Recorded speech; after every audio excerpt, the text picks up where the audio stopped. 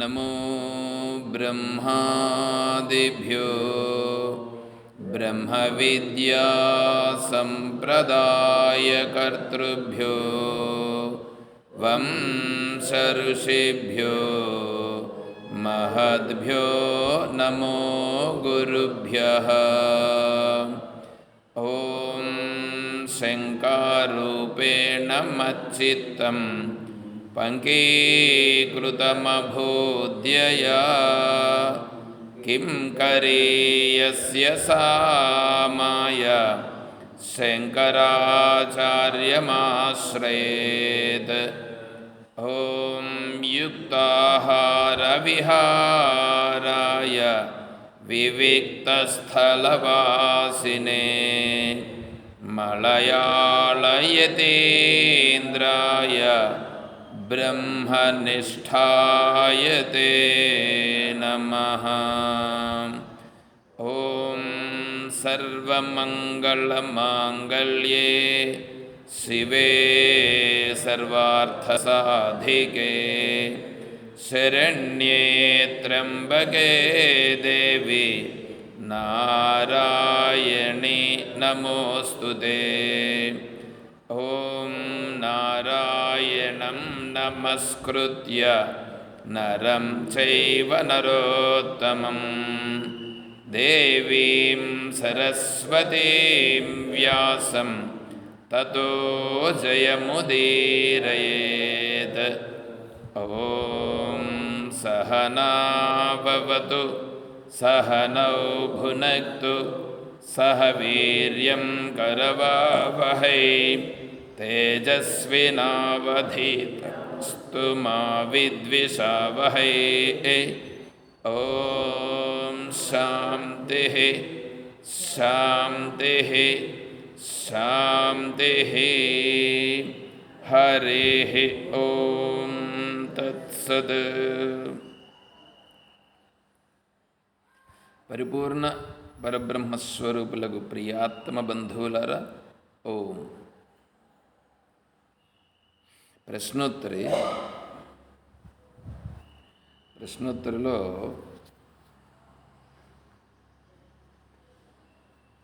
మనం ఇప్పుడు 7వ శ్లోకంలో ఉన్నాం. 8వ శ్లోకంలో ఉన్నాం. కిం భూషణాద్ భూషణమస్తి శీలం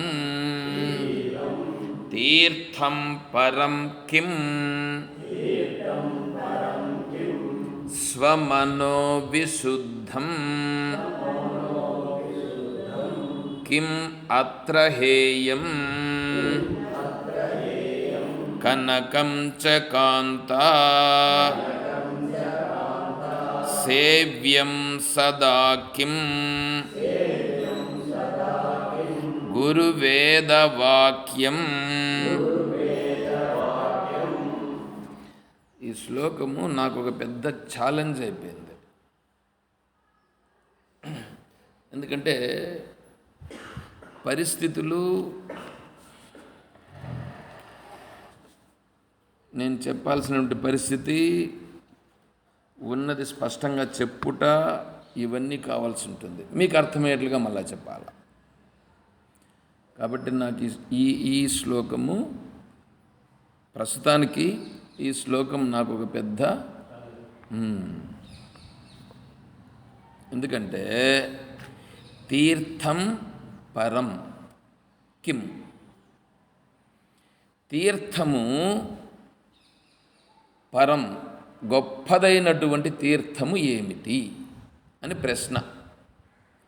శిష్యుడు అడుగుతా అన్నాడు గురువుని, గొప్పదైన తీర్థం ఏమిటి?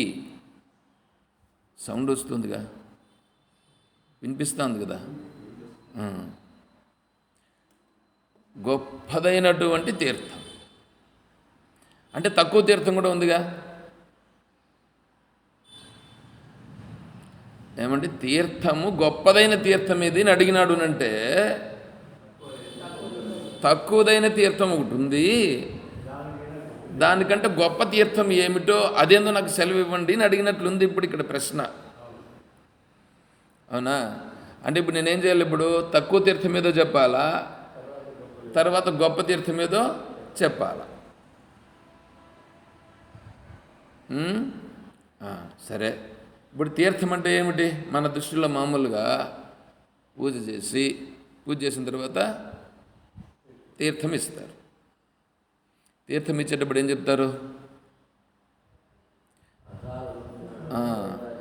అకాల మృత్యుహరణం, సర్వవ్యాధి నివారణం, సమస్త పాప క్షయకరం, శ్రీ విష్ణుపాదోదకం పావనం శుభం. అంటే అకాల మృత్యుహరణం అంటే నువ్వు అకాలంలో చచ్చిపోకూడదు. సర్వవ్యాధి నివారణం, సర్వవ్యాధులు పోవల్ల. సమస్త దురితక్షయము లేదా పాపక్షయం ఏదో ఒకటి, దురితమన్నా ఒకటి పాపమన్నా ఒకటే. సమస్త దురిత క్షయకరం అంటే సమస్త పాపాలు పోవల్ల. శ్రీ విష్ణు పాదోదకం, శ్రీ విష్ణువు యొక్క పాదముల నుండి వచ్చిన ఉదకం, అది తీర్థం. శుభం, నీకు శుభాన్ని కలిగించుగాక. ఏమంటే ఇప్పుడు మనం అకాల మృత్యుహరణం, ఈ తీర్థం తీసుకునేవాడు అకాలంలో చచ్చిపోతున్నాడు, చచ్చిపోవట్లేదా? అకాలం అంటే ఏ కాలంలో చచ్చిపోవాలి, ఏ కాలంలో చచ్చిపోకూడదని ఇప్పుడు పెట్టుకున్నాడా లేదా? దక్షిణాయనంలో చచ్చిపోకూడదు, ఉత్తరాయణంలో చచ్చిపోవాలా. అందులో మళ్ళా శుక్లపక్షంలో చచ్చిపోవాలా, కృష్ణపక్షంలో చచ్చిపోకూడదు. చూడండి ఎట్లా ఉంది ఇప్పుడు. అంటే ఏమి? ఉత్తరాయణం గొప్పది, దక్షిణాయనము తక్కువది. ఏ రోజన్నా మీకు సూర్యుడు దక్షిణాయనంలో ఒక రకంగా, ఉత్తరాయణంలో ఒక రకంగా ఏమైనా ఉన్నాడా? లేదు. పోనీ ఈరోజు తెల్లవారడము, నిన్న తెల్లవారడము, రేపు తెల్లవారడంలో ఏమైనా తేడా ఉందా? లేదు. మరి ఎప్పుడు చచ్చిపోతాయేమయ్యా? ఎప్పుడో ఒకరోజు చచ్చిపోవాలి కదా. మరి ఇదేంది ఇది? చచ్చిపోవడం అనేది జరుగుతుంది. ఎవరిది? శరీరం చచ్చిపోతుంది. శరీరం పోతుంది కాదని చెప్పట్లేదు, శరీరం పోతుంది. ఎందుకంటే శరీర లక్షణం దేహో నాహం, దేహము నేను కాదు. జన్మ మృత్యు కుతోమే, జన్మ మృత్యువులు నావెందుకు అవుతాయి? దేహము నేను కాదు. దేహము నేను కాదని తెలుసుకున్నవాడికి జన్మ మృత్యువు ఎవరికి? శరీరానికి. శరీరం నేనెవరు? నేను వేరే.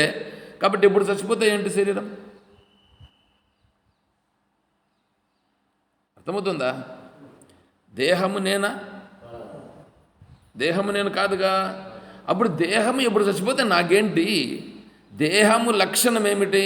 దేహం వచ్చింది, దేహం పోతుంది. ఏమంటే వచ్చింది దేహము, పోయేది దేహము, దాని లక్షణాలు అవి. నేనెవరు? నేను వాటిని చూచేవాడను.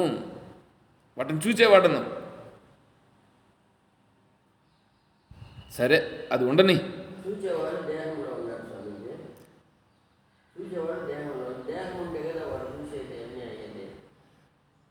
ఆ విషయానికి వస్తాం. ఎందుకంటే చూచేవాడు దేహంలో ఉండాడా, లేదా దేహం వచ్చిన తర్వాత దేహము వాని ఆధారంగా ఉందా అనేది ఇప్పుడు నిర్ణయం కావాలి మనకి. దేహములో ఆత్మ ఉంది అని మీరు అనుకుంటున్నారు. దేహంలో ఆత్మ ఉందని మీరు అనుకుంటున్నారు. మీరు అనుకున్నది సత్యమా? ఏమో విచారం చేస్తే తెలుస్తుంది. ఇంతకుముందు శ్లోకంలోనే వచ్చింది, దీర్ఘరోగం ఏమిటి అని అడిగాడు. ఆ దీర్ఘరోగానికి మందు ఏమిటి అంటే విచారణయే మందు. విచారణ అంటే విచారణ చేసి తెలుసుకుంటారు. వీళ్ళు భార్యాభర్తలు ఉన్నారండి, కొత్తగా పెళ్ళయిందండి. కొత్తగా పెళ్ళైతే భార్యాభర్త ఉన్నారు. వాళ్ళు ఇద్దరు ఉద్యోగస్తులే. ఇద్దరు ఉద్యోగస్తులైనప్పుడు వాళ్ళు ఎంత హరిబరిగా ఉంటారు. పొద్దున్నే 9 గంటలకే పోవాలా డ్యూటీకి. ఇంకా ఆఫీసుల్లో అయితే కన్నా 9 గంటల కంటే 8:30కి ఆఫీస్ ఉంటుంది. ఇంకా కొన్ని ఆఫీసులు ఏంటంటే 8 గంటలకు అక్కడ పోవాలి. టిఫిన్ కూడా వాళ్ళదే ఉంటుంది. టిఫిను భోజనము అంతా వాళ్ళదే. 8 గంటలకు అక్కడ ఉండాలా. అంటే ఇప్పుడు వీళ్ళు ఎన్ని గంటలకు బయలుదేరాలా చూడండి. ఎన్ని గంటలు? అరగంట ముందుగా బయలుదేరితే ఎక్కడ సరిపోతుంది? వాళ్ళు మళ్ళీ వెహికల్ అరేంజ్ చేసి ఉంటారు. అరగంట పోయేదానికే సరిపోతుంది. అది ఆ వెహికల్ దగ్గరికి వీళ్ళు పోవాలా. ఇవన్నీ ఉంటాయి. కాబట్టి ఇప్పుడు వీళ్ళు ముందుగా లేవాలి, రెడీ కావాలి. ఇప్పుడు మళ్ళా పిల్లలు ఏమన్నా ఉంటే అదొకటి. సరే పిల్లలు ఇంకా కలగలేదు వాళ్ళకి. సరే భార్య పాటికి భార్య పోవాలా, భర్త పాటికి భర్త పోవాలా. ఈ సమయంలో ఏం చేశాడంటే ఒకడు బాగా గుర్తించినాడు వీళ్ళని. గుర్తించి వాళ్ళ ఇంటికి వచ్చినాడు. వాళ్ళ ఇంటికి వచ్చి ఏ అమ్మాయి బాగుండావా అని అడిగాడు. ఆ అమ్మాయి ఏమనుకున్నది, ఇతను మా భర్త వాళ్ళ బంధువు ఉన్నట్లుగా ఉన్నాడు. ఎందుకంటే ఏ అమ్మాయి అని ఆ అమ్మాయి పేరు పెట్టి ఆ అమ్మాయిని పిలిచి నువ్వు ఎట్లా బాగుండావా, మీ అమ్మ బాగుందా ఇవంతా అడిగాడు. అంటే ఇప్పుడు ఏమనుకుంటుంది అమ్మాయి, వాళ్ళ బంధువు అని అనుకున్నది. సరే కొంతసేపు ఆడుకున్న తర్వాత మళ్ళీ అతని దగ్గరికి పోయాడు. ఏమోయ్ బాగున్నావా, ఎట్లా ఉంది నీ ఉద్యోగం ఏంటి అది ఇదంతా అడిగాడు. బాగానే ఉంది. వాడు అనుకున్నాడు ఈ అమ్మాయి బంధువులు వచ్చినట్లుగా ఉన్నాడు ఇతను అనుకున్నాడు. తెలివైనోడే, ఇంకేం తెలివిగానోడు వస్తాడా? రావాలంటే ఎంత తెలివి ఉండాలా. వాళ్ళ ఇంట్లో వచ్చి మకాం వేసినాడు. ఇప్పుడు వాళ్ళ ఇంట్లో వచ్చి మకాం వేసి ఇప్పుడు ఆమె ఏం చేసిందంటే ఆ అమ్మాయి వాళ్ళ బంధువుని ఈమెనుకున్నది, వీళ్ళ బంధువుని అతను అనుకున్నాడు. ఇప్పుడు వచ్చి మధ్యలో కూర్చున్నాడు వీడు. సరే ఇప్పుడు ఈ అమ్మాయి ఇంకేం చేస్తుంది, మా భర్త బంధువులు కదా అతన్ని మనం ఎట్లా పొమ్మనేది, వానికేమన్నా కొంచెం చేసి పెట్టాలి కదా అని ఆమె చేసి పెట్టడం, మళ్ళీ ఆమె డ్యూటీకి వెళ్ళడం చేస్తుంది. ఇతను అనుకున్నాడు వాళ్ళ బంధువులు కాబట్టి చూడు ఎంత బ్రహ్మాండంగా చేసి పెడతా ఉందో అని ఇతను అనుకున్నాడు. సరే చేసి పెట్టనీలే అని అనుకున్నాడు. ఎవరు చెప్పుకోవాలా. కొన్నాళ్ళకి ఏమైందంటే ఈమె చేసి పెట్టడము ఆయన తెచ్చేయడము ఇదే సరిపోతూ ఉంది. ఇద్దరు కలుసుకునే పరిస్థితినే లేకుండా మెయింటైన్ చేస్తున్నాడు వాడు. సరే ఇప్పుడు కొంతకాలం జరిగిన తర్వాత ఈమెకు బేజారయ్యి ఏమనింది, ఏమండి ఎవరైనా బంధువులు వస్తే 4 రోజుల్లో 5 రోజుల్లో ఉంటారు, ఏంది నేను టెస్ట్ వేసినాడే అనింది. అదే కదా నేను కూడా చెప్పాలని నేను అనుకుంటున్నా. ఎన్ని రోజులు నేను తెచ్చేసేది, ఏదో మన ఆఫీసులో అంటే ఏదో ఒకటి చేసుకుంటూ ఉంటాము, ఇదేంది ఇది నువ్వు చెప్పు మీ వాళ్ళే కదా అందని. ఇదేంది ఇది మా వల్ల ఎట్లా మీ వాళ్ళని నేను చేసి పెడతా ఉంటే అందుని ఏమన్నది. అతన్నాడు మా వాళ్ళు ఎట్లవుతాడు, మాకేం సంబంధం, మీ వాళ్ళని నువ్వు మాట్లాడి ఇది చేస్తా అంటే మీ వాళ్ళేమో నేను అనుకున్నాను అని ఈయనన్నాడు. వీళ్ళిద్దరూ ఇట్లా మాట్లాడుకుంటా అంటే విషయం వాడికి వినిపించింది. ఇప్పుడు అర్థం ఏమైంది, ఒరే ఈ విషయము తెలిసిపోయింది, ఇంక నేను ఇడుంటే కుదరదని చెప్పి చిన్నగా వాడు జారుకున్నాడు. అంటే ఇప్పుడు వాడు జారుకోవాలంటే ఏం చేయాలి, ఇప్పుడు ఇక్కడ వీళ్ళిద్దరూ విచారణ చెయ్యాల. వీడు ఎవడికి సంబంధించినాడు, నీకు సంబంధించినాడు నాకు సంబంధించినాడు అని విచారణ చేయాలిగా. అదేవిధంగానే ఈ విచారణ చేస్తే వాడు వెళ్ళిపోతాడు, విచారణ చేయకపోతే వాడు ఇంకా బాగా తిన్నాడు, బాగా మెక్కినాడు, బాగా చేసాడు. అదేవిధంగానే ఈ సంసారం అనేది, ఈ శరీరము నేను అనేటువంటిది, ఈ భ్రాంతి ఏదుందో విచారణ చెయ్యనంత వరకు దాని గురించి తెలుసుకోనంత వరకు ఆ భావన అలాగే ఉంటుంది. కాబట్టి విచారణ చేయాల, విచారణ చేసి దాన్ని పోగొట్టుకోవాలి. సరే, ఇంకొకటి చెప్పండి. ఇప్పుడు చపాతీ చేయాలని అనుకోండి. చపాతీ చేయాలంటే ఏం కావాలా? గోధుమ పిండి కావాలా. గోధుమ పిండి ఎక్కడి నుంచి వస్తుంది? అంగడి నుంచి వస్తుంది. అంగడికి ఎక్కడి నుంచి వస్తుంది? గోధుమల నుంచి వస్తుంది. అవునా? లాస్ట్కి గోధుమల నుంచి వస్తుంది. అంటే గోధుమల నుంచి గోధుమ పిండి, గోధుమ పిండి నుంచి చపాతీ వచ్చిందా? ఇప్పుడు గోధుమ పిండి నుంచి చపాతీ వచ్చింది. చపాతీగా ఉన్నది ఏమిటి? గోధుమ పిండే గోధుమలు. అవునా? అంటే గోధుమలే ఇంకొక రూపంగా చపాతీగా ఉన్నది. ఏమంటే ఇది క్లియర్ కదా? ఇప్పుడు ఈ జగత్తు ఉందా?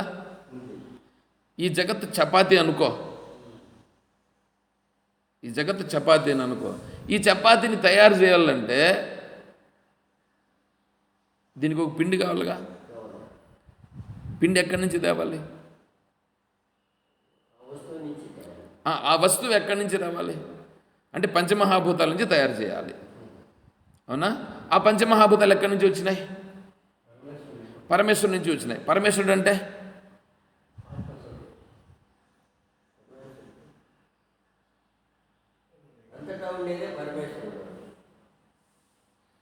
ఆలోచన చెయ్యి. ఎందుకంటే ఇదంతా పంచమహాభూతాలతో కదా తయారైంది. ఇది పంచమహాభూతాలతో తయారైంది. ఈ పంచమహాభూతముల చేత తయారైనది ఇది. ఇది తయారు కావాలంటే పంచమహాభూతాలు కావాలి. పంచమహాభూతములతో ఇది తయారైంది. ఆ పంచమహాభూతములు ఎక్కడి నుంచి వచ్చినాయి? అంటే పరమేశ్వరుడు. ఎవరు ఆ పరమేశ్వరుడు? ఎట్లుంటాడు పరమేశ్వరుడు? హిరణ్య గర్భుడు. ఇప్పుడు ఆయనకు రూపం ఉందా, రూపం లేదా? ఆయనకు రూపం ఉందా? ఆయనకు రూపం ఉన్నింది అనుకో.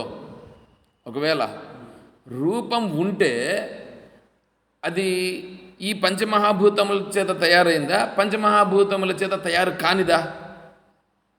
అర్థమవుతుందా నేను అడుగుతుంటే ప్రశ్న? పంచమహాభూతములతో తయారు కానిది ఏదైనా ఉన్నదా?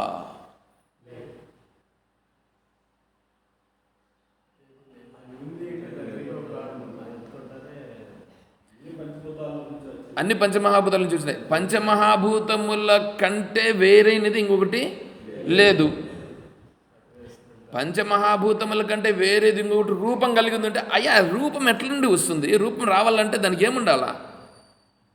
రూపం రావాలనంటే నీకు అగ్ని నుంచి రూపం వస్తుంది. అగ్ని నుంచి రూపం వస్తుంది. జలము నుంచి స్మూత్నెస్ వస్తుంది. భూమి నుంచి ఈ గట్టితనం వస్తుంది. వాయువు నుంచి అది నిలబడుతుంది. ఆకాశము అది తిరిగేదానికి ప్లేస్ ఇచ్చింది. అర్థమవుతుందా? అంటే ఇప్పుడు రూపం అనేటువంటిది రావాలంటే పంచమహాభూతములు ఉండి తీరాలి. పంచమహాభూతములు ఉండి తీరాల, తప్పదు. పంచమహాభూతములు లేకుండా రూపం అనేది అది రాదు. అది ఎవడైనా కానీ. దీంట్లో మీకు ఏమైనా డౌట్ ఉందా? దీంట్లో మళ్ళీ మీరు డౌట్ పెట్టుకున్నారని అనుకోండి, నాకు సంబంధం లేదు, నేను చెప్పేది చెప్పినా కదా. ఇప్పుడు పంచమహాభూతముల రూపంగా తయారు కావాలంటే ఈ బ్రహ్మాండంగా తయారు కావాలంటే పంచమహాభూతములు రావాలంటే పంచమహాభూతముల కంటే సూక్ష్మమైనటువంటి హిరణ్య గర్భుని నుంచి రావాలి. హిరణ్య గర్భునికి రూపం లేదు. రూపము లేని దాని నుంచి రూపం అనేది వచ్చింది.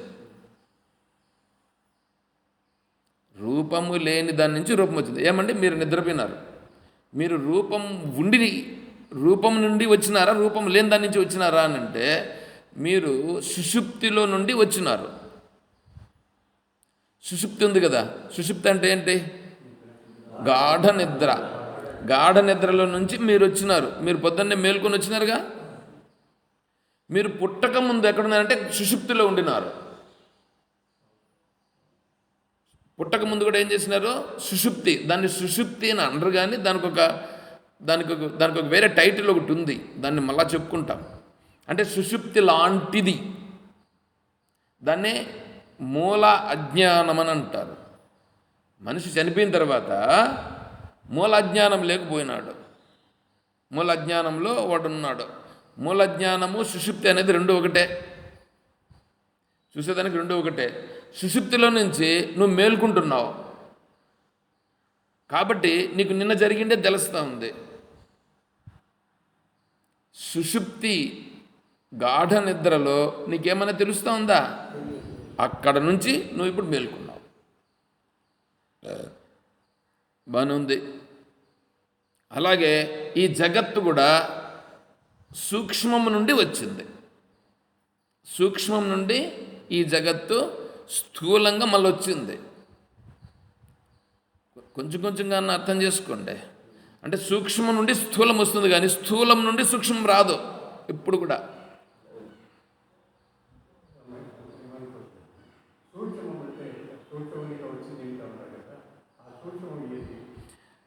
అదే ఇప్పుడు విచారణ చేసుకోవాల్సింది. విత్తనం ఉంది, విత్తనం నుంచి మొలకొచ్చి వృక్షం వచ్చిందిగా, అంటే విత్తనంలో సూక్ష్మంగా ఉందన్నమాట ఈ చెట్టు. ఆ సూక్ష్మం ఏమిటి అనేది విచారణలోకి పోయి తెలుసుకోవాలి.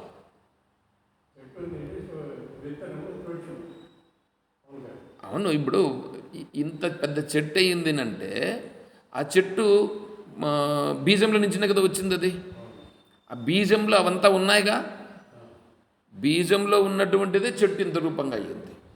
అవునా? నీకు పెన్ డ్రైవ్ ఉంటుంది, పెన్ డ్రైవ్లో పాటలన్నీ ఎక్కించుంటాడు.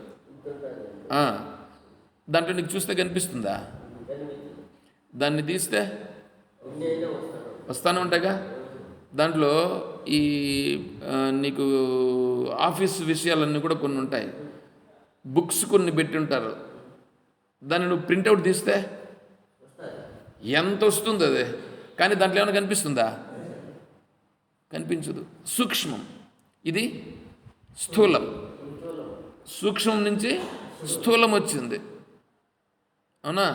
అదేవిధంగానే ఈ సూక్ష్మం నుండి స్థూలం అనేది వచ్చింది. ఈ శరీరం ఇక్కడ ప్రకటమవుతుందంటే సూక్ష్మం నుంచి స్థూలం ప్రకటమయ్యింది. ఆ సూక్ష్మం ఏంటి అనేది విచారణ చెయ్యాలి. విచారణ చేసి తెలుసుకోవాలి ఆ సూక్ష్మం ఏమిటి. ఇప్పుడు మనం ఎట్లున్నాం? మనం దీన్ని పట్టుకొని ఉన్నాం, స్థూలంగా ఉందిగా ఇది, దీనిని పట్టుకొని ఉన్నాం. దీనిని పట్టుకొని ఇదే బాగుందని దీనితో ఇవి చూసుకుంటూ ఉన్నాం. ఓకే, బాగానే ఉంది. ఇప్పుడు ఈ జగత్ అనేటువంటిది ఏది ఉందో, ఈ జగత్తు సూక్ష్మం నుండి వచ్చిందిగా.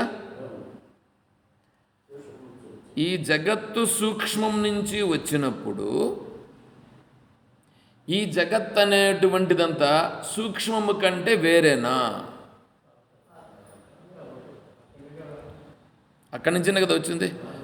గోధుమల నుండినే గోధుమ పిండి నుంచినే చపాతి. అవునా? ఇప్పుడు చపాతి, గోధుమ పిండి, గోధుమలు అయిందా? ఇంకా సూక్ష్మానికి ఇంకా పోవచ్చు, మనకు ఇంతవరకు చాలులే. అంటే ఇప్పుడు ఈ జగత్తంతా ఏమిటి? సూక్ష్మమే. పంచమహాభూతాలే. పంచమహాభూతాలు ఏమిటి? హిరణ్య గర్భుడే. అంటే హిరణ్య గర్భుడు గోధుమలు అని అనుకోండి.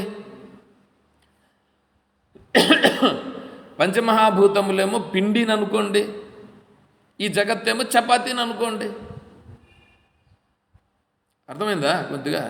అంటే ఇప్పుడు ఈ చపాతీ పంచమహాభూతాల నుండి వచ్చింది, ఆ పంచమహాభూతములు గోధుమల నుండి వచ్చింది, హిరణ్య గర్భం నుండి పంచమహాభూతాల నుండి ఈ జగత్ వచ్చింది. ఈ జగత్తులో నుంచినే కదా నువ్వు కూడా వచ్చావు, ఈ జగత్తు నుంచినే కదా నువ్వు కూడా వచ్చినావు. అప్పుడు నువ్వు కూడా జగత్తేనా వేరేనా? నువ్వు కూడా జగత్తే. అవునా? ఓకే. అంటే ఇప్పుడు ఇదంతా హిరణ్య గర్భుడేనా, ఇంక వేరే ఏమన్నా? అంతా హిరణ్య గర్భుడే. ఇప్పుడు భగవంతుణ్ణి ఆరాధన చెయ్యాలి. ఇప్పుడు ఏం చేసినారంటే, ఇప్పుడు భగవంతుని ఎక్కడ చూడాలి మనం? ఇప్పుడంతా హిరణ్య గర్భుడే కదా. ఇదంతా హిరణ్య గర్భుడైనప్పుడు ఈ హిరణ్య గర్భుణ్ణి చూపించేటువంటి మానసిక సామర్థ్యము లేక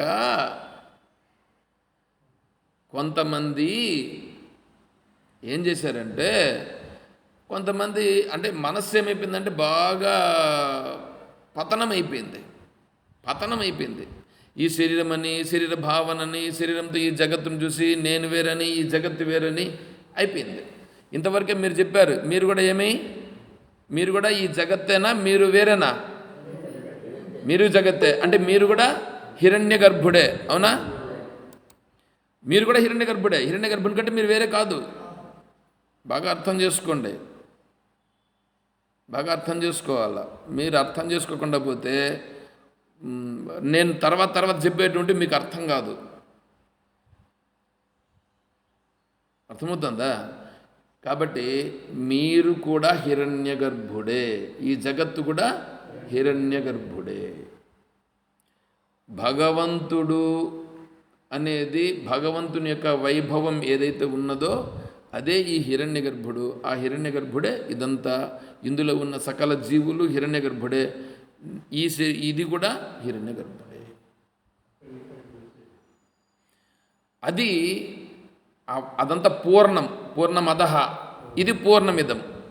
ఇది వేరువేరుగా నువ్వు అనుకుంటున్నావు, ఇది వేరువేరు కాదు. వేరువేరు కాకపోయినా వేరని అనుకునేటట్లు చేస్తుంది నీ మనస్సు వేరని అనుకునేటట్లుగా నీ మనస్సు చేస్తుంది. ఎందుకంటే నీ మనస్సు ఈ విధంగా తయారయ్యి ప్రతిదీ వేరు వేరు వేరు వేరు వేరు దాన్ని పట్టుకోవాలి దీన్ని పట్టుకోవాలని ఇట్లే పట్టుకున్నాయి. ఇది పెరిగిపోయింది. ఏమంటే మీరు చూడండి, చిన్న పిల్లోడు, 1 సంవత్సరం పిల్లోనికి నువ్వు వేరని వీడు వేరని వాళ్ళ దగ్గరికి పోవచ్చని వీళ్ళ దగ్గరికి పోకూడదు కానీ అని ఏమన్నా ఉంటుందా? వాడు అందరిని చూసి నవ్వుతాడా, నవ్వడా? భేదభావన లేదు, ఇంకా కల్మషము లేని హృదయం. వీళ్ళు ఏం చేస్తారు, మళ్ళా పెద్దోళ్ళు కల్మషాలని చెప్పించి దానిని పెంచి పోషిస్తారు, పెంచి పెద్దది చేస్తున్నారు లేదా? అయ్యా నేను స్త్రీని, నేను పురుషుడను అనే భావన ఉంటుందా వాడికి? ఆడపిల్లలతో పోయి మగపిల్లడు ఆడుకుంటాడు, మగపిల్లలతో పోయి ఆడపిల్లలు ఆడుకుంటారు, ఇద్దరు ఒకే జాగాలో కూర్చుంటారు, బట్టలు తీసేసి కూడా స్నానం చేస్తుంటారు. ఏమి వాళ్ళకి ఏమన్నా సిగ్గు అట్లా ఏమన్నా ఉంటుందా? ఆ భావన లేదు. ఆ తర్వాత సేమ్ అనేది వీళ్ళు అంటే ఇప్పుడు అవన్నీ భావాలన్నీ ఏం చేస్తున్నారు? నేర్పిస్తున్నారు, వేరేటువంటి కల్పిస్తున్నారు. రే నువ్వు బాగా చదువుకోవాలి, నువ్వు మంచి ఉద్యోగం చేయాలి, వేరే వాళ్ళకంటే బాగుండాలి. ఇవన్నీ ఏంటివి? ఇవన్నీ స్వార్థమును వాని యందు బాగా రుద్ది ఆ మనసులో పెట్టినామా లేదా? అది పెట్టి ఏమైందంటే కొన్ని జన్మలు పెరిగి ఇట్లా వచ్చి ఇది భగవంతుడు కాదని, ఇదంతా జగత్తు అని, నేను వేరని, ఈ జగత్తులో నేనేదో సంపాదించాలని, దాంట్లో నేనేదో పెద్ద ఇది చేయాలని ఇవన్నీ స్థితికి వచ్చినాడు. ఈ మహాత్ములు మహర్షులుగా ఉండేవాళ్ళు చూసినారు, ఇదంతా భగవంతుని యొక్క స్వరూపము. వీడికి చెప్తే ఏం అర్థం చేసుకోవడం లేదు, ఎట్లా అని వీళ్ళు తలలు పట్టుకొని ఆలోచన చేశారు. ఎవరు? అవును, మహర్షులు. మహర్షులు ఇంకేం చేస్తారు? మహర్షులేమో ఆనందంగా ఉన్నారు. వీళ్ళని చూస్తే వీళ్ళందరూ దుఃఖపడిపోతున్నారు. ఈ దుఃఖపడిపోయే వాళ్ళని చూసి వాళ్ళు సర్వేత్ర సుఖినః సంతు సర్వే సంతు నిరామయాః అంటున్నాడా లేదా? సర్వేత్ర సుఖినః సంతు అంటే అందరూ సుఖంగా ఉండుగాక అని ప్రార్థన. అందరూ సుఖంగా ఉండాలంటే ఎట్లా సుఖంగా ఉంటారు? వాడు ఉన్న తత్వం తెలుసుకుంటే సుఖంగా ఉంటాడు, ఉన్న తత్వం తెలుసుకోకపోతే వాడు ఎట్లా సుఖంగా ఉంటాడు? ఉన్నది మూలానికి వస్తే కదా వాడికి కరెక్ట్గా తెలిస్తే అప్పుడు తెలుస్తుంది. విచారం చేస్తే కదా వాడు అక్కడి నుంచి దాంట్లో నుంచి బయటపడిపోయారు వాళ్ళు. వీడు విచారణ చేయకుండా ఉంటే ఇంకేం బయటపడతాడు? కాబట్టి ఉన్న తత్వాన్ని తెలియజేయాలని మహర్షులు ప్రయత్నం చేశారు. రేనైనా ఈ జగత్ అనేటువంటిది ఒక దేవుడు సృష్టించినాడు అని చెప్పినారు. ఒక దేవుడు ఒక ఆయన ఉన్నాడు. ఆ దేవుడు అంటే ఎవరు అని అంటే వీడికి దేవుని గురించి వినేదానికి కూడా టైంలే. అంటే ఎంత పడిపోయినాడు వీడు, అంత కూరుకొని పోయినాడు. అట్లాంటి వానికి ఇప్పుడు వీళ్ళు ఏం చేశారంటే దేవుడు ఒకడు ఉన్నారా అని చెప్పాలని అనుకొని ఆయనకు రూపము లేదు, ఆయనకు నామము లేదు, గుణాలు లేవు. చూడండి, యస్యాంతం నాది మధ్యం నహి కరచరణం నామ గోత్రం న సూత్రం నో జాతిర్నైవ వర్ణో న భవతి పురుషో నో నపుంసో న చ స్త్రీనాకారం నో వికారం నహి జని మరణం నాస్తి పుణ్యం న పాపం నో తత్వమేకం సహజ సమరసం. సహజ ఉందా? సహజ సమరసం, సహజంగా ఉండేటువంటిది. నేను చెప్పుకున్నాం సహజత్వం, సహజ సమరసం, సద్గురుం. అటువంటి సహజమైన తత్వానికి సద్గురుం తం నమామి. అది ఇవంతా ఏమీ లేనిది. నేను ఇప్పుడు ఇంక దాన్ని వర్ణిస్తూ నేను కూర్చోలేను. ఇక్కడ ఏమన్నా ఉందా? నాది మధ్యం నహి కరచరణం, కరచరణాలు లేవు, దానికి నామగోత్రాలు లేవు, ఆది మధ్యాంతాలు లేవు, రూపం లేదు. ఉందా? జాతి, నీతి, కులము, గోత్రము ఉందా? ఏమీ లేనటువంటి స్వరూపం భగవంతుడు కాదు, భగవత్ తత్వం. అది తత్వం, అర్థమవుతుందా? అది తత్వం అయితే వీళ్ళు ఏం చేశారంటే ఆ తత్వాన్ని భగవంతుడు అని పేరు పెట్టారు. భగవంతుడు అంటే ఏమైపోయిందంటే మగోడైపోయినాడు. ఏమండి? తత్వం అది. వీళ్ళు ఏం చేశారు? తత్వం అని చెప్తే వీళ్ళు గుర్తించే పరిస్థితి లేదు కాబట్టి వాళ్ళు ఏం చేశారంటే భగవంతుడు అన్నారు. భగవంతుడు అనే లోపల ఏమైపోయింది? ఈయన డు, పురుషుడు, మగవాడు అయిపోయి పంచి కట్టేసినారు, కిరీటం పెట్టేసినారు. చూసారా అన్నీ ఎట్లా వచ్చేసినాయి ఇప్పుడు. సరే, అవి వచ్చేసి ఇప్పుడు ఏం చేసినారంటే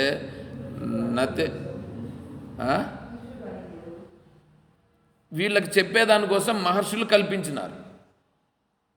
వీళ్ళకి అర్థమయ్యేదానికోసం భగవంతుని ఏదో ఒక విధంగా వీడు అర్థం చేసుకుని, ఎందుకంటే వీడు పడిపోయి పాపంలో పడిపోయి అన్ని లేనిపోని దీంట్లో అంతా పడిపోయి సుఖం లేకుండా వీడి జీవితాన్ని అంతా ఇలాగ నాశనం చేసుకుంటున్నాడని చెప్పి వాళ్ళు ఏం చేశారు? మీకు రామ పూర్వ తాపిన్యుపనిషత్ అని ఒక ఉపనిషత్తు ఉన్నది. నేనేం కల్పించి చెప్పట్లేదు, ఎందుకంటే నేను కల్పించి చెప్తే నాది తప్పు అవుతుంది.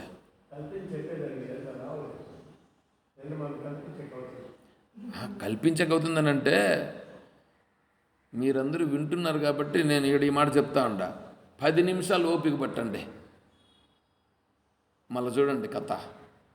ఇదే మాటలు నేను కన్నా ఎందుకు నేను చెప్పినానంటే ఛాలెంజ్ అని వీళ్ళు వచ్చి కూర్చుంటారు. ఇంకా నిన్న సాయంకాలం మనం చెప్పుకుంటున్నాం కదా, దేని గురించి చెప్పుకుంటున్నామండి?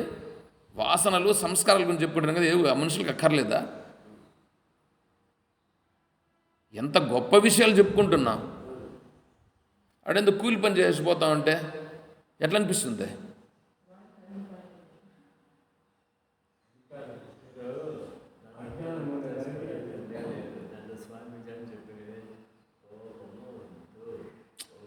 ఇది కోపం కాదండి, ఇది కోపం కాదు. కాబట్టి ఉండండి. నాకేంటంటే నాకు వ్యతిరేకం అనేది వస్తుంది. నేను ఇంకొక 2 నెలలు నా పరిస్థితిని నేను కొద్దిగా కాపాడుకోవాల్సి ఉంది. మీ దగ్గర ఆశ్రయంతో నేను ఉండాల్సి వస్తుంది. ఆ తర్వాత వేరే వాళ్ళు ఎవరన్నా ఏమన్నా అంటే కూడా నా తట్టాబుట్ట నేను సర్దుకునే పరిస్థితి నాకు ఉంటుంది. కానీ ఇప్పుడు నేను ఉండాల్సి ఉంది. కాబట్టి నేనేం చేయాలా? నా హద్దులు నేను తెలుసుకొని ఇక్కడ వ్యతిరేక భావన కల్పించకుండా చూసుకోవాల్సిన బాధ్యత నాకుంది. అందుకోసం నేనేం చేస్తున్నానంటే చాలా జాగ్రత్తగా మాట్లాడడం కోసం ప్రయత్నం చేస్తున్నా.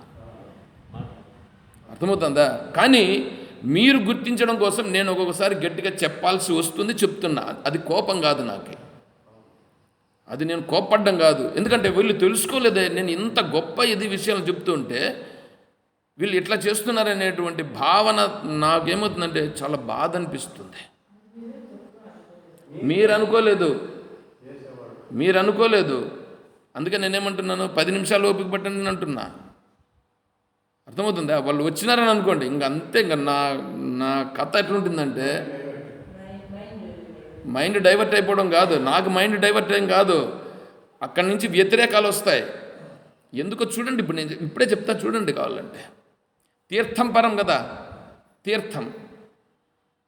తీర్థం అనేటప్పటికీ ఇప్పుడేమైంది, ఇక్కడ చూడండి, ఇక్కడ మీకు ఇవంతా చెప్తే ఇంకా చాలా ఇదవుతుంది. చిన్మయస్యాది అద్వితీయస్య నిష్కలస్య అశరీరిణః చిన్మయస్యాత్. అదేమిటి? చిన్మయ స్వరూపం. చిన్మయం అని అంటే చిత్, కేవలం జ్ఞానస్వరూపం. అద్వితీయస్య, అద్వితీయం, ద్వితీయము లేదు, రెండవది లేనటువంటి చిన్మయ జ్ఞానస్వరూపమైనటువంటి నిష్కలస్య, కలంకము కల్మషము లేనటువంటి అశరీరిణః, శరీరము లేనటువంటి దానిని ఉపాసకానాం కార్యార్థం బ్రహ్మణో రూపకల్పనాం. ఉపాసకానాం అంటే దేవుడు అని కూడా తెలియనటువంటి ఈ పామరులను ఉద్దేశించి వీళ్ళ కోసము ఆ చిన్మయ స్వరూపమైనటువంటి తత్వాన్ని వీళ్ళ కొరకు ఒక రూపాన్ని కల్పించినారు. ఏమన్నా అర్థమైందా ఇప్పుడు? ఉపాసకానాం కార్యార్థం బ్రహ్మణో రూపకల్పనము చేసినారు. ఎందుకు?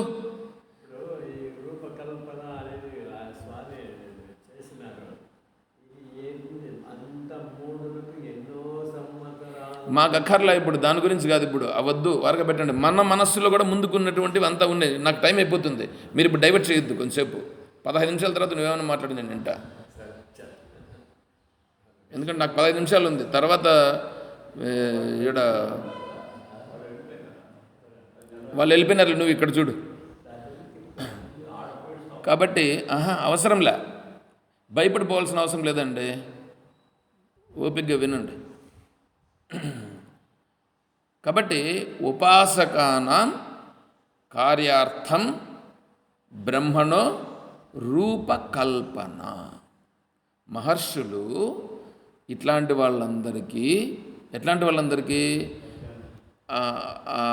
మనస్సు ప్రపంచంలో మునిగిపోయి భగవంతుడనేటువంటి వాడనే తెలియకుండా పడిపోయినటువంటి స్థితిలో ఉన్నటువంటి వాళ్ళని ఉద్దేశించి వాళ్లకు భగవంతుడు ఉన్నాడు రా నాయన అని చెప్పడం కొరకు వాళ్ళు ఏం చేశారు?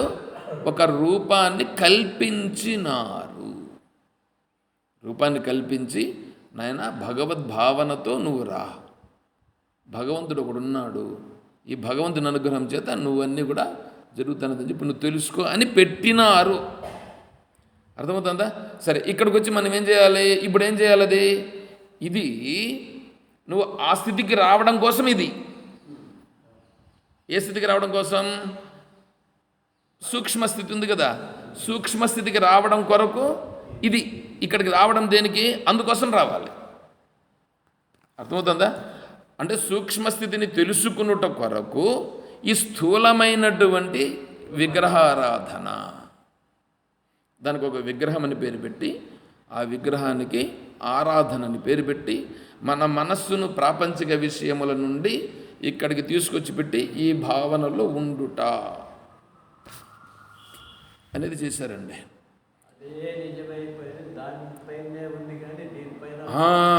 ఆ పాయింట్ చెప్పడం కోసం, ఆ పాయింట్ నువ్వు చెప్పు వాళ్ళకి, ఆ పాయింట్ నువ్వు చెప్పు చూద్దు. నువ్వు ఉండవు మొదట. వద్దులేండి, వద్దు. అవంతా నాకు తెలుసు ముందే 92లో ఉన్నప్పుడే 2009లోనే ఇవన్నీ జరిగినాయి. 2009లోనే ఇవన్నీ జరిగినాయి. అవంతా వద్దులేండి, అవన్నీ చెప్పుకోవాల్సిన అవసరం ఏంటి మనకు.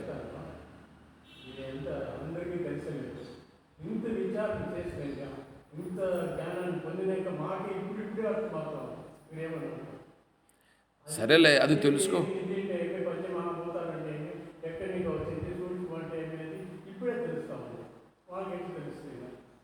సరే, ఇప్పుడు మనం అక్కడ గట్టిగా పట్టుకొని కూర్చున్నాం. ఎక్కడ గట్టిగా పట్టుకొని కూర్చున్నాం? దాన్ని గట్టిగా పట్టుకొని కూర్చున్నాం. ఇప్పుడు ఆ దేవునికి షోడశోపచారములు, షోడశోపచార పూజ సమర్పయ మీద కదా చెప్తాం మనం. ఎందుకు షోడశోపచార పూజ చేయాలి? షోడశోపచారములనంటే ఈ శరీరము పుట్టినప్పటి నుండి ఈ శరీరము పోయేటప్పుడు చివర పోయేదాన్ని అవభృత స్నానం అని అంటారు.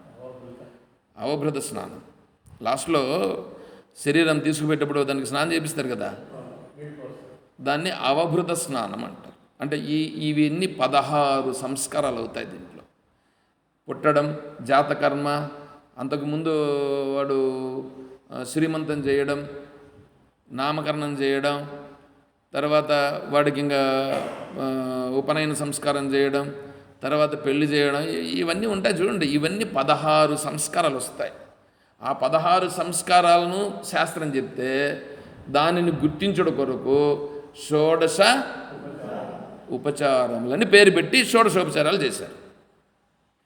ఈ షోడశోపచారాలను పేరు పెట్టి పూజ చేస్తే వీళ్ళు ఏం చేశారు? ఈ షోడశోపచారాలు కరెక్ట్, వాడితో అవన్నీ అవి చేయాలి, ఇవి చేయాలి, ఇదే కరెక్ట్ అని పట్టుకున్నారు. సరే ఉండని, కొంచెం పరిపక్వత అయితే ఏం తెలిసిన షోడశ కళాపురుషుడని ఉన్నాడు.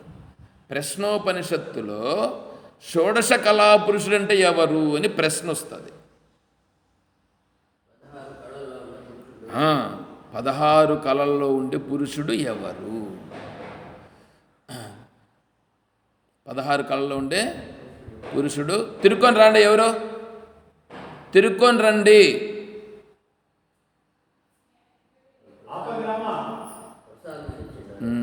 వచ్చేసింది. కాదులే. సరే, ఇప్పుడు షోడశ కళా పురుషుడు, ఈ షోడశ కళా పురుషుడు ఎవరైతే ఉన్నాడో ఆ షోడశ కళా పురుషుని గురించి తెలుసుకోవడం కోసం ప్రశ్నోపనిషత్తు వచ్చింది. ప్రశ్నోపనిషత్తులో షోడశ కళా పురుషుని గురించి వివరణ ఉంది. అర్థమవుతుందా? సరే, ఈ షోడశ కళా పురుషుని గురించి తెలుసుకోవడం విడిచిపెట్టి ఈ షోడశోపచారాల్లో పడి ఈ షోడశ సంస్కారాలను పట్టుకొని దీనిలో మునిగిపోయినాడు. దీనిలో ఇప్పుడు పూజలు చేసి అక్కడి నుంచి తీర్థం ఇస్తారు. ఇప్పుడు ఆ తీర్థాన్ని తీసుకుంటాడు. ఇప్పుడు చెప్పండి, ఈ తీర్థము గొప్పదా కాదా? ఏమో ఉండని. ఇప్పుడు ఇక్కడేమడిగినాడు? తీర్థం. ప్రశ్న ఏంటి? గొప్ప తీర్థం ఏమిటి అంటే, ఇప్పుడు ఈ తీర్థం ఉందే, ఈ తీర్థం అనేది మామూలుగా మీరు తీసుకునే తీర్థం. అంటే దీనికంటే గొప్ప తీర్థం ఒకటి ఉంది. ఆ తీర్థము ఏమిటి? అర్థమైనా ఇప్పుడు ప్రశ్న? ఇప్పుడు ఈ తీర్థము మామూలు తీర్థం. ఈ తీర్థాలకు చాలా అర్థాలు వస్తాయి. ఏంటంటే తీర్థాలు అవంతా మనకొద్దు. అర్థమవుతుందా? ఈ తీర్థము కంటే గొప్ప తీర్థము ఏమిటి?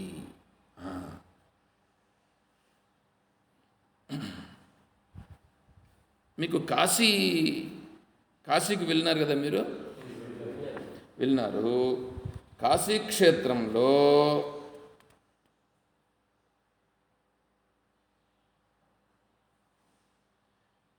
క్షేత్రంలో గంగా ఉందా? మణికర్ణిక ఘాట్ ఉందా? అవన్నీ ఉన్నాయి కదా. పరమేశ్వరుడు ఉన్నాడు కదా. ఇప్పుడు పరమేశ్వరుడు ఇదంతా ఇదంతా కూడా ఈ ఈ పంచమహాభూతముల నుంచి వచ్చినదేనా లేదా వేరేనా కదా? మరి పంచమహాభూతముల చేత వచ్చినటువంటిది ఇప్పుడు గంగ. మీరు కొంచెం కొంచెం ఆలోచన చేయండి. గంగ అంటే జలమేనా ఇంకా వేరేమన్నా? ఒక జాగాలో ఉండే నీళ్లకు ప్రాధాన్యం ఎక్కువ, ఇంకొక జాగాలో ఉండే నీళ్లకు ప్రాధాన్యం తక్కువ ఉంటుందా?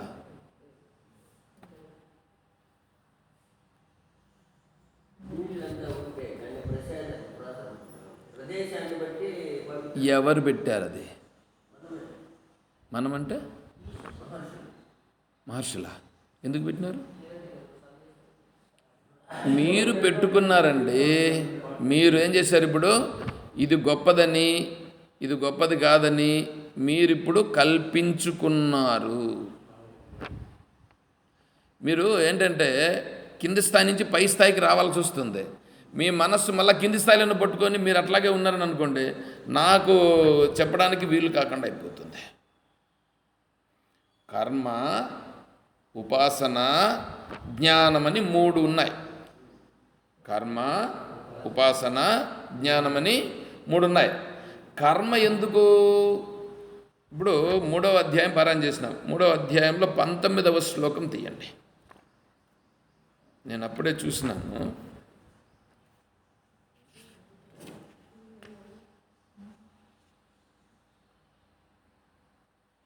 19వ శ్లోకం.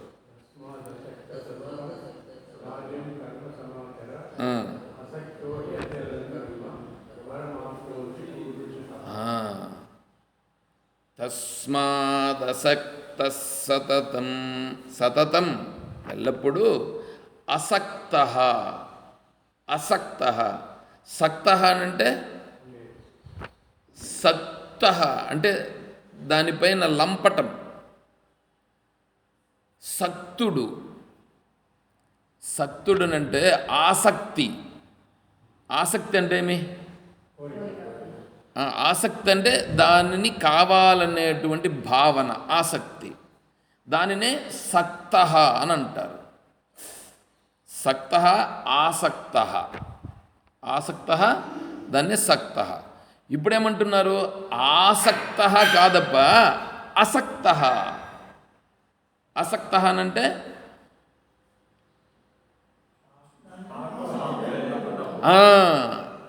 ఆసక్తి లేకుండా నువ్వేం చేయాలి?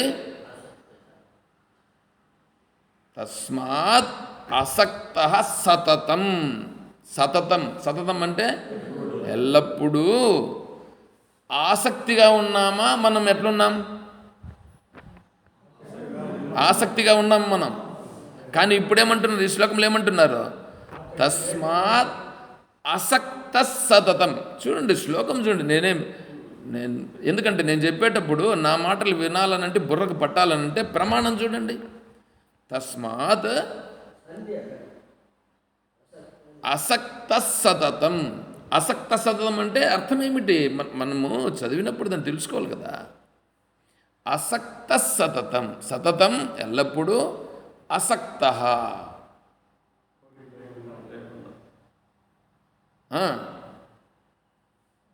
కొంచెము తలకాయ ఇదిలిచ్చు, ఇదిలిచ్చి ఆలోచన చెయ్యి. బుర్ర అంటే ఇదిలించడం అంటే బుర్రను కొంచెం పని పెట్టాలి. ఆసక్తి నుంచి ఆసక్తి లేకుండా ఉండే స్థితికి రా. ఆసక్తిగా ఉండవు ఎప్పుడు. ఎప్పుడు ఆసక్తిగా ఉండేటువంటి స్థితిలో నుంచి ఆసక్తి లేని స్థితికి రా. అర్థమవుతుందా? మళ్ళీ ఏమన్నాడు? కార్యం కర్మ సమాచర, సమ ఆచర, ఆచర, ఆచరణ, ఆచరణ, ఆచరించుట. ఏమిటి ఆచరించుట? కార్యం కర్మ. కార్యం కర్మ అంటే నువ్వు చేయవలసిన కర్మ, చేస్తున్న కర్మ. చేస్తున్న కర్మని అసక్త సతతం. ఎప్పుడు ఎట్లా చేయాలా? ఆసక్తి లేకుండా నువ్వు చేయదగిన కర్మను చెయ్యము. కొంచెం ఆలోచన చేయండి, అర్థమవుతుంది. ఇది 3వ అధ్యాయం. 3వ అధ్యాయం కర్మను గురించి చెప్తున్నారు. నువ్వు చేయదగిన కర్మను ఆసక్తి లేకుండా కార్యం కర్మ సతతం అసక్త, ఆసక్తి లేకుండా చేయము. అట్లా చేస్తే ఏమవుతావు? తర్వాత లేని చూడండి.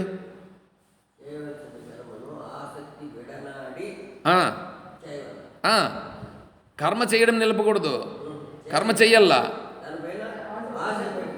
ఆసక్తి లేకుండా చెయ్యాలి. తర్వాత లైన్ చూడు.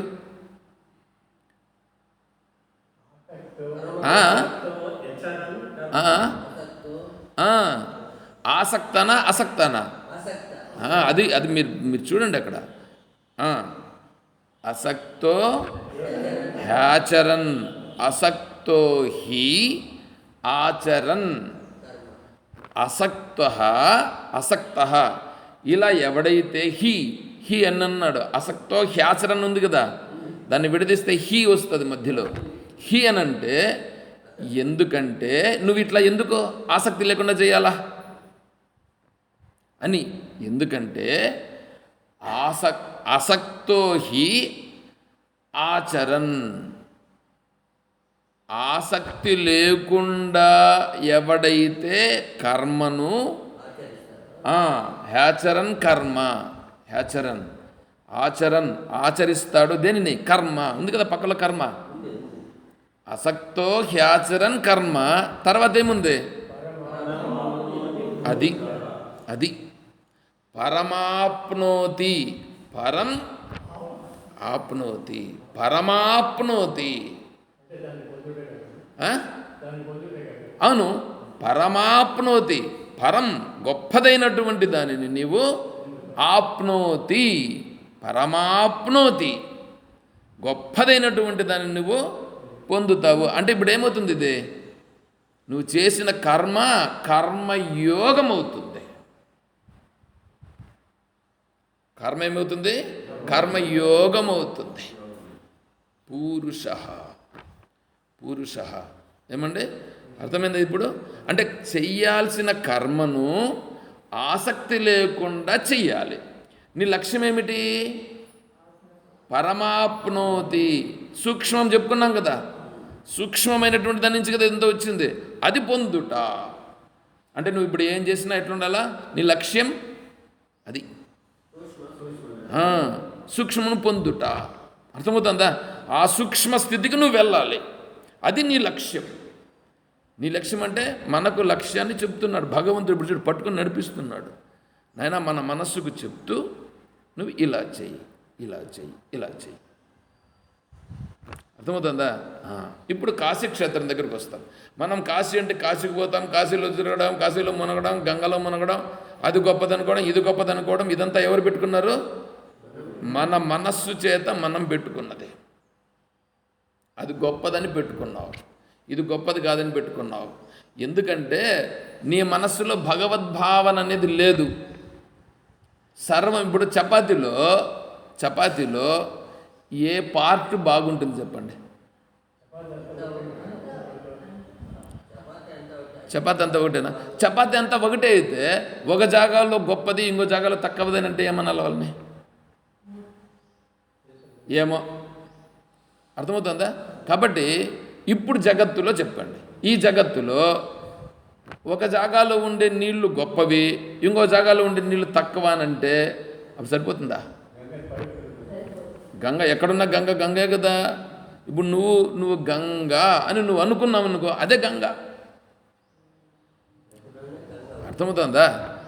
అంటే ఇప్పుడు ఆడబోతేనే గంగ కాదు, ఈడ కూడా నీ మనస్సులో భావన రూపంగా గంగే జయమునే చైవ కృష్ణ గోదావరి సరస్వతి నర్మదా సింధు కావేర్యౌ నువ్వు ఇట్లా పెట్టేస్తేనే అయిపోతుందా? నువ్వు చెప్పినావు కదా ఇప్పుడు నువ్వే కదా ఇప్పుడే కదా చెప్పినావు, నువ్వు చెప్పావు.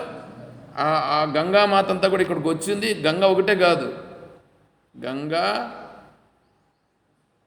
గంగా యమున సరస్వతి కావేరి సింధు ఈ నర్మద అన్ని నదులు వచ్చేసినాయి ఇప్పుడు ఇక్కడికి. నీ భావనలో వచ్చిందా లేదా? ఇప్పుడు భావనలో వచ్చింది. అదేవిధంగానే ఇప్పుడు వినాయక స్వామి ఏమంటే వినాయక స్వామిని పూజ చేయాలంటే ఏం చేస్తారు మీరు? పూజ చేసేటప్పుడు వినాయక స్వామిని పూజ చేయాలంటే వినాయక విగ్రహం లేదు. వినాయక వ్రతం చేసేటప్పుడు ఏం పెడతారు అంటే ఇప్పుడు ఏం చేస్తారు? పసుపు తీసుకొని కొద్దిగా చేసి పెడతారా? పిల్లరాడు అంటే ఎవరు? వినాయక స్వామి కదా. వినాయక స్వామిని ఇప్పుడు ఏం చేశారు మీరు? పసుపు. అరే మీరు ఇంట్లో పసుపు తెచ్చారు, మీరు పసుపు తెచ్చి దాన్ని ఇప్పుడు ఏమన్నారు మీరు? పిల్లరాడు అంటారు. అరే మీరు పసుపు తెచ్చి పిల్లరాడు అంటారు ఏంటిది?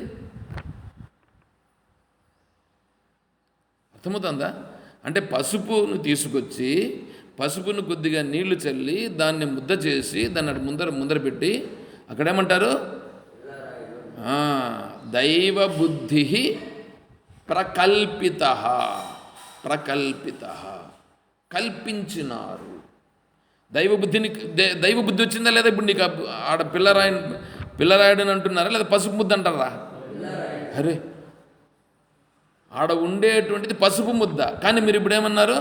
మీరు మంత్రం చెప్పే లోపల ఇప్పుడు ఆయన పిల్లరాడైపోయాడు, వినాయక స్వామి అయిపోయాడు. అయిపోయిందా లేదా? మీ మనస్సులో వచ్చిందా లేకపోతే ఆడొచ్చిందా? నీ మనస్సులో రావడం కొరకు బాహ్యమునందు ఈ కర్మ జరుగుచున్నది. అంటే బాహ్యంలో జరగడమా ప్రాధాన్యము, నీ మనసులో రావడమా? నీ మనస్సులో రావడము కొరకు బయట ఇవన్నీ చేస్తున్నాం. అర్థమవుతుందిగా? అంటే నీ మనస్సులో మార్పు రావడం కొరకు బయట ఇవన్నీ చేస్తున్నాం. ఉన్న తత్వం తెలుసుకోవాలి ప్రధానం, అందుకోసం బయట ఇవన్నీ చేస్తున్నాం. ఇప్పుడు వస్తాం కాశీక్షేత్రం కూడా ఇప్పుడు ఏదైనా పరమ పవిత్రమైన కాశీక్షేత్రం పరమ పవిత్రము. చపాతీలో ఇప్పుడు మళ్ళీ మీరు దాన్ని తీసుకోవాలా. చపాతీలో మా ఇంటికాడ చేసిన చపాతీ పవిత్రము, మీ ఇంటికాడ చేసిన చపాతీ అపవిత్రం కాదు. అట్లా కాదు. మా ఇంటికాడ చేసిన అదే పిండే, మీ ఇంటికాడ చేసిన అదే పిండే, అదే చపాతీ. కాకపోతే చేసే విధానం కొద్దిగా మార్పు ఉంటుంది, తేడా ఉంటుంది, అంతే కదా. దాన్ని బట్టి అవి ఏదో ఉంటాయి. దాంట్లో నువ్వు వేసేటువంటిది కొంతమంది ఉల్లగడ్డలతో కుర్మా చేసుకుంటారు, ఇంకొంతమంది ఇంకా వేరే వేసి ఏదో చేస్తారు, సబ్జీ ఏందో చేస్తారు, ఏందో చేసుకుంటారు. వాళ్ళది వాళ్ళు చేసుకుంటారు. అవునా? ఇప్పుడు ఏదైనా కూడా చపాతీ ఎక్కడైనా ఒకటే, భూమి అంతా కూడా ఒకటే, గంగ అంతా ఒకటే. అవునా? ఇప్పుడు నువ్వు ఉన్న ప్రదేశం కాశీ అనుకుంటే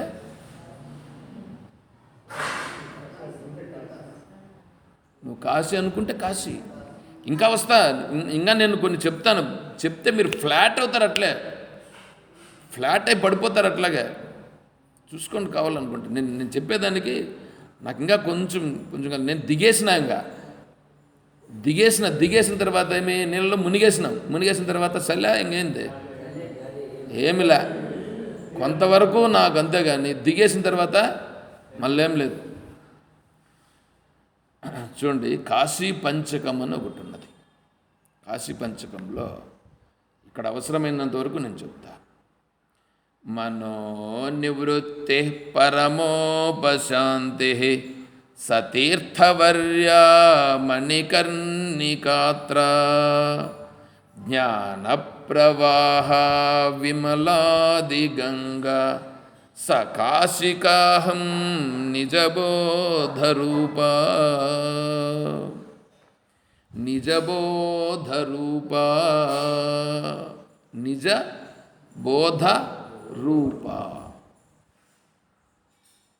మీరు నేను 3 క్లాసులు తీసుకుంటున్న రోజుకి 3 క్లాసుల్లోనూ కరెక్ట్ పాయింట్లు ఎట్లా వస్తున్నాయంటే నిజంగానే చాలా, నాకైతే చాలా బాగా ఆనందంగా ఉంది. నాకు ఆనందంగా ఉంది. ఎందుకంటే ఉదయం చెప్పుకునే టాపిక్, సాయంకాలం చెప్పుకునే టాపిక్, రాత్రి చెప్పుకునే టాపిక్ అన్నీ లింకప్ అయి ఉన్నాయి. అందువల్ల నాకు చాలా ఆనందంగా ఉంది. నేను ఆనందంగానే చెప్తున్నా, సరేనా? మీరు కూడా పట్టుకుంటే బాగుంటుంది. ఇప్పుడు తత్వాన్ని తెలుసుకోవాలిగా.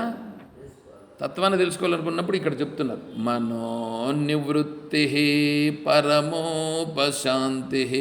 నువ్వు శాంతిని పొందాలనుకుంటున్నావా, ఇంకేమన్నా పొందాలనుకుంటున్నావా? శాంతిని.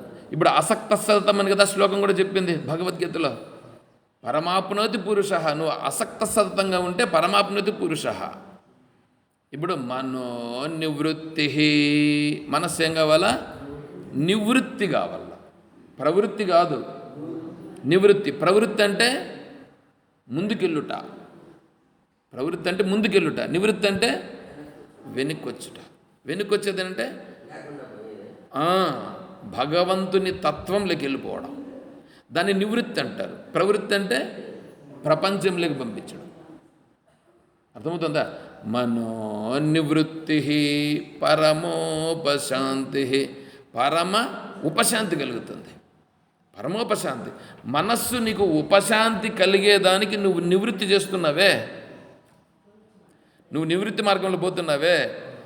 సతీర్థవర్య,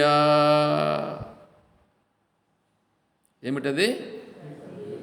సహా, అది తీర్థవర్య, అది తీర్థం.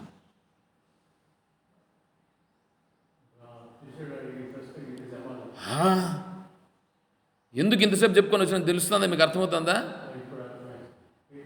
నేను ఎంత తిరుక్కొని వీటికి వచ్చానంటే ఎందుకోసము? మీ మనస్సులను గుర్తింప చేయడం కోసం, నేను గుర్తింప చేయడం కోసము ఇంత తిరుక్కొని వచ్చిన. ఇంత కాదు, నేను నిన్న మొన్న అంతా కూడా తిరగడం కోసం ప్రయత్నం చేసి సరే ఇంకా ఈరోజు పూర్తిగా దిగేశా. కాబట్టి మనోనివృత్తి పరమోపశాంతి సతీర్థవర్య మణికర్ణికాత్ర. మణికర్ణిక ఘాట్లో గంగా జలమును తీర్థాలుగా స్వీకరించి అక్కడంతా ఇస్తారు. అదే గంగా తీర్థం. ఆ తీర్థం ఏమిటే? ఇది. నీ మనస్సు నివృత్తి మార్గంలో వచ్చి భగవన్ మార్గంలో ప్రయాణము చేస్తే అది నిజమైన తీర్థం. ఈ తీర్థం కంటే ఇంకొక గొప్ప తీర్థం సతీర్థవర్య మణికర్ణికాత్ర జ్ఞాన ప్రవాహ విమలాది గంగా. గంగా నదిలో స్నానం చేయాలి. గంగా నదిలో స్నానం చేస్తే నీ మనస్సు, నీ శరీరం శుద్ధం అవుతుందా అంటే నీ శరీరం శుద్ధం అవుతుంది, దాంట్లో ఏం తప్పు లేదు. మనస్సు పవిత్రమవుతుందా ఏమో,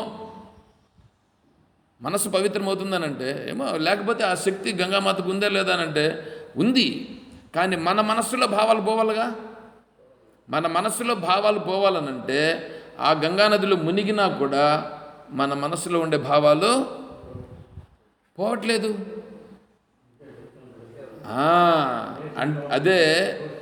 అదే నువ్వు ఈ జ్ఞాన ప్రవాహం, ఈ జ్ఞానమును విచారణ చేస్తూ ఉండే దాంట్లో కన్నా నువ్వు ఇక్కడ కూర్చున్నావు అని అనుకో. ఈ జ్ఞాన విచారణ, ఇదంతా జ్ఞాన విచారణ ఉన్నా కాదా ఇది?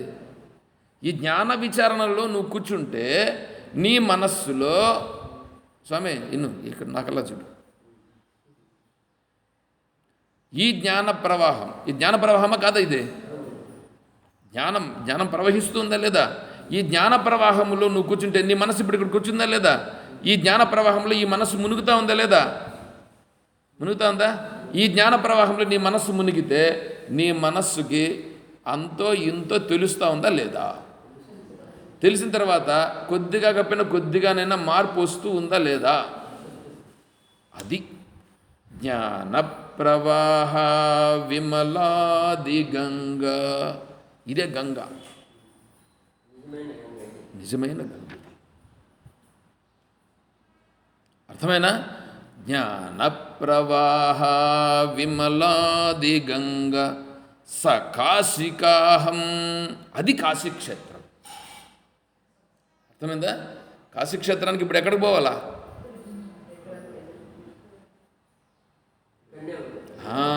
నిజమైనటువంటి జ్ఞాన ప్రవాహం, నీ తత్వాన్ని తెలుసుకునేటువంటి ప్రవాహం ఎక్కడుందో అది నిజమైనటువంటి కాశీక్షేత్రం అవుతుంది. అక్కడే జ్ఞాన ప్రవాహ గంగ ఉంది, అదే తీర్థమవుతుంది. అది నిజమైనటువంటిది. కాశీ తీర్థము కన్నులనుండగా కాశీకి పోవలన తీర్థము మోసుక రావలన. చూసారా?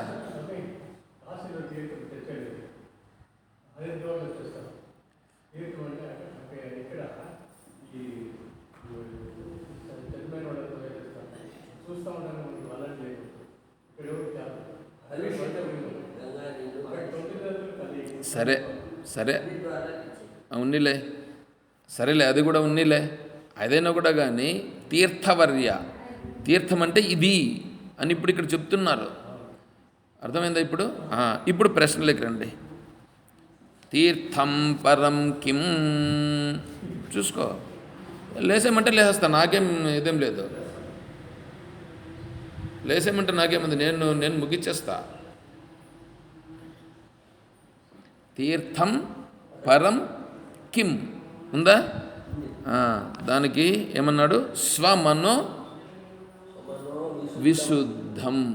నీ మనస్సు విశుద్ధం చేసేటువంటిదే నిజమైన తీర్థం. ఏమంటే అర్థమైనా? ఇప్పుడు మీరు చెప్పింది ఏది? తీర్థం గురించి ఏదో చెప్పారు. కాశీ తీర్థము కన్నులనుండగా కాశీకి పోవాలన తీర్థము మోసుక రావాలన. అయింది కదా? మీకంతా తెలిసిందేనండి, ఇంక మళ్ళీ నేను ఎందుకు చెప్పేది అంతా?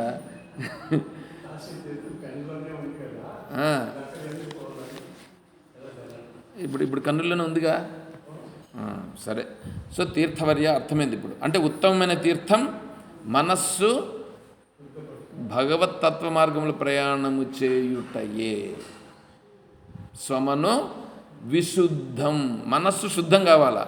మనస్సు శుద్ధం కాకుండా నువ్వు ఎన్ని తీర్థాలు తీసుకున్నా ప్రయోజనము లేదు. సరే, ఇక్కడి వరకు తెలుసుకున్నాం. తర్వాత దీనికి మళ్ళీ మనం రేపు వెళ్దాం.